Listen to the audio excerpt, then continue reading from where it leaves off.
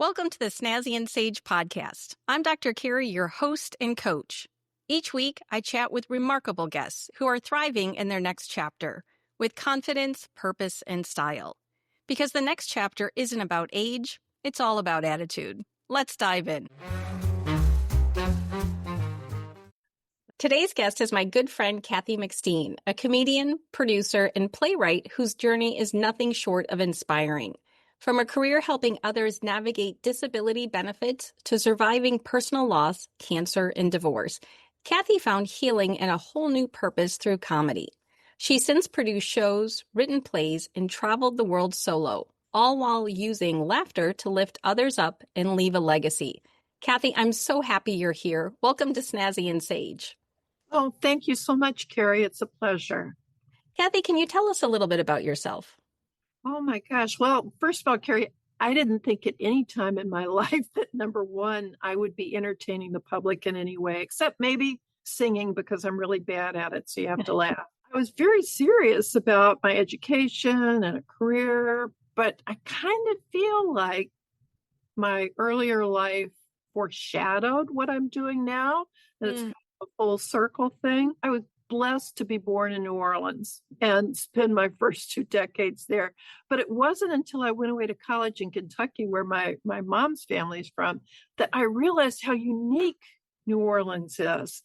I didn't appreciate it as much. I mean, it's creative, colorful, laid back, and it just kind of makes you different. After all, it's called the Big Easy, which ironically was my sister's nickname in high school. So anyway, by the time I was 28, I had a master's in ed psych and counseling from the University of Kentucky. I was a program administrator with an employment and training program, and I had built my own house. Wow. Land for $1,000. But when I say built my own house, I mean hammer, nails, everything, including pizza and beer for friends who could do the heavy lifting for me. But what I found was I was trying to make my house very energy efficient and passive solar, and there was no place to go for information and the materials to do that. So I started my first business. As you're going to find out, typically I just jump into things and then figure out how I'm going to do them. So I applied for an SBA loan, came through. I quit my job and I started Alternate Energy of Kentucky. I wrote an advice column on energy in the local county paper. I have to jump in and ask, of all the things and businesses you can start, how did you decide upon that? Well, because I built the house and I got really interested in making it energy efficient.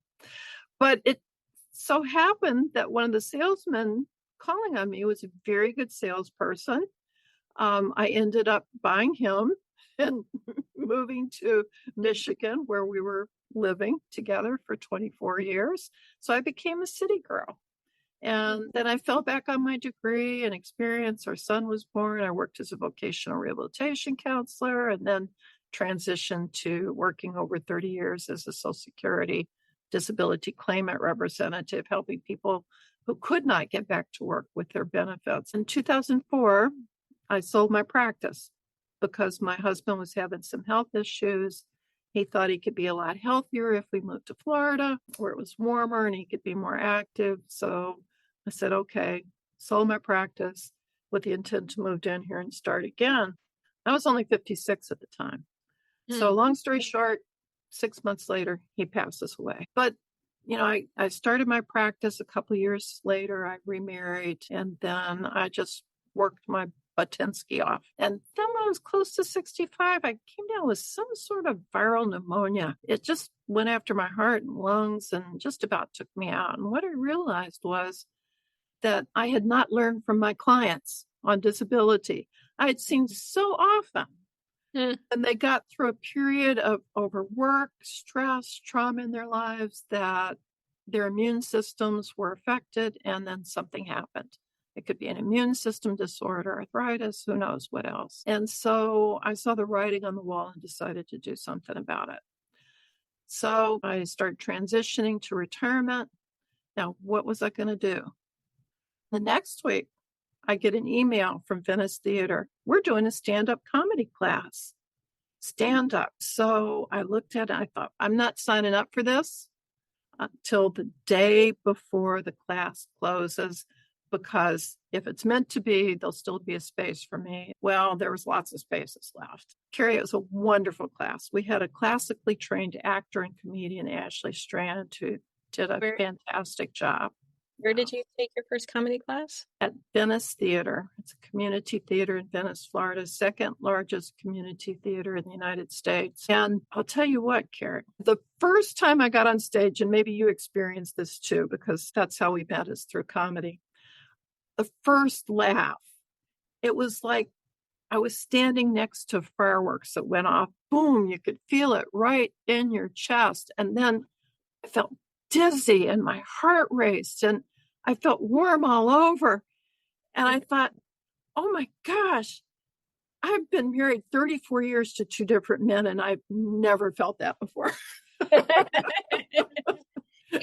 It's so true that when someone laughs at your joke and you're articulating that very first performance where you're scared to death, but when someone laughs, it is the biggest high you have ever felt, and it becomes addictive that you want to do it again and again and again. I know. And afterwards, nobody's snoring and they applaud. Great. It was so liberating. And so I got to start doing this craft and practicing it, meeting wonderful people like you and other intelligent, very insightful people who are in comedy. So my world was changing and I was getting more confident and outspoken and happier. Well, we all age differently, don't we? Husband 2.0 was changing too, but in a different direction. Long story short, he wanted to split, and it was devastating on so many different ways. But thank goodness I had the comedy, because it was this bright beacon of purpose and joy. And just as, as they say, one door is closing, another one was opening. And, what I found out too was, as a comedian, it's so difficult to find stages to hone your craft, because you have to.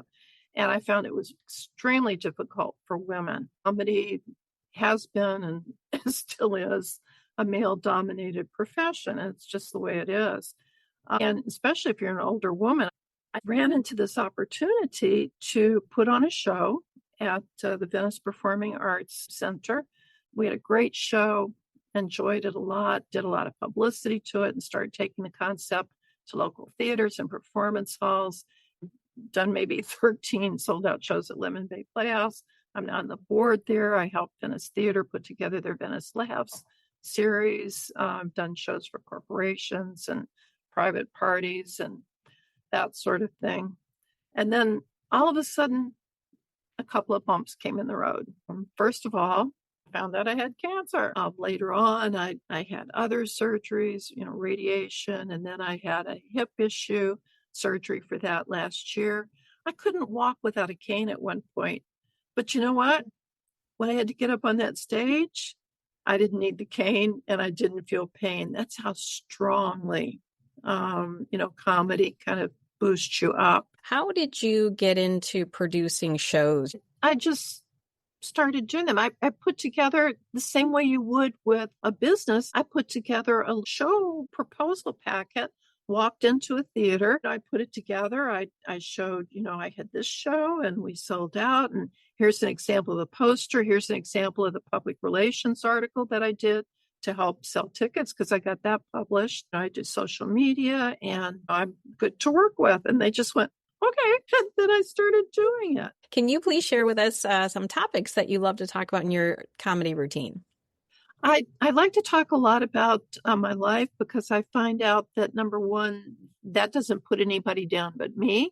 Except sometimes you can get a little dig in there when you're talking about yourself. So I talk about some of my adventures and misadventures, moving to Florida, what it's like adjusting to things, living through hurricanes, what's that's like, what do you do dealing with natural Florida, unnatural Florida, grandkids, a family, growing up, and what that was like, and experiences, trying out different hobbies before I landed on comedy, going on cruises, whatever new I do, I try and think of something else. Like this summer, I went to Casadega, the psychic capital of Florida, which was hilarious. So I'm working on some material on that. I just took an open water scuba class. What's not funny about wearing a suit that makes you look like a seal while you've got something that looks like a bomb on your back and you're breathing through a CPAP machine? I mean, you do not look like Halle Berry coming out of not. Can you share with us, how do you find joy and what's fun for you? I find a lot of fun in learning anything new. If I could have been a professional student, that's probably what I would have done, because it's so interesting. And I'm working on plays. I've got one that was produced for the very first time at Cultural Park Theater in Cape Coral back in January and February. We sold out several shows. People loved it. And so I'm busy now kind of trying to knock on the doors of other theaters. It's called Grandma's Murder Club. Grandma's Murder Club. Kathy, when I think of stand-up comedy, you are such an icon in performing and writing and producing. You're never sitting down. How do you view aging? Oh, gosh. I just never thought I would be this happy. The hormones are gone. Man, do they do a number on you? There's so many ups and downs. Now I don't feel like killing somebody once a month. I can feel like that all month, but nobody'd ever know it. I have to pause for a moment, because as a woman that's in the midst of menopause that wants to wake up crying on a daily basis, are you telling me there's hope? Oh, yeah. No, there is light at the end of the tunnel. Do you have a bucket list of things that you still want to do? Going to Africa is amazing, writing plays and performing comedy. And I know you're a big lover of cruise. Yeah, I do have some bucket list items. I'm getting my scuba certification. I want to do more diving and learning more about the ocean. And I enjoy fossil collecting. I'm a member of the Minnesota Fossil Club, which is not a senior dating service. But it could be. It could be. You never know. And I want to go to Ireland. Well, here at Snazzy and Sage, we like to ask some style questions. Do you have a go-to style piece? Chico's black pants. I can buy them in a size 2 and nobody knows that means it's a 16 or an 18. I mean, it's kind of like, what size do you wear? I wear 2. You can dress them up. You can dress them down. They travel well. You can wash them out at night. Yay, Chico's black pants. Kathy, if the audience wants to follow you on social media to catch you at a comedy show or your next play, where can people follow you? Well, they can go to my business website and Facebook page, which is Florida Comedy Network. Kathy, what's next for you? I want to work on these plays and get a couple more finished that I've started working on. I also have a lot of projects around my house, and I also would really, really like to get physically stronger. I need to be able to carry that darn scuba tank 45 pounds on my back and get it in and out of the water without falling over. Anything else you wanted to share? I don't think so, Kerry, except that I just really appreciate what you're doing. You're a great example of somebody who is very balanced in terms of creative life, educational life, helping others, and working on things for yourself. I just admire you a lot and so proud of what you're doing. You are a beacon of light for us, and we miss you on the sunset side of the state. Oh, I miss everyone as well. Oh, thank you for those kind words. And thank you so much for being here. Kathy, thank you so much for sharing your story today. Your courage, humor, and heart are a reminder that it's never too late to reinvent yourself or start something new. I'm so grateful to call you a friend, and I know our listeners are walking away feeling inspired and a little braver too. Thank you so much, Kerry. Thank you for tuning in to Snazzy and Sage. If you loved today's episode, please subscribe, leave a review, and share it with a friend. Want to elevate your style and confidence? Visit snazzyandsage.com to explore individual and group coaching that helps you look and feel your best from the inside out. Until next time, stay snazzy.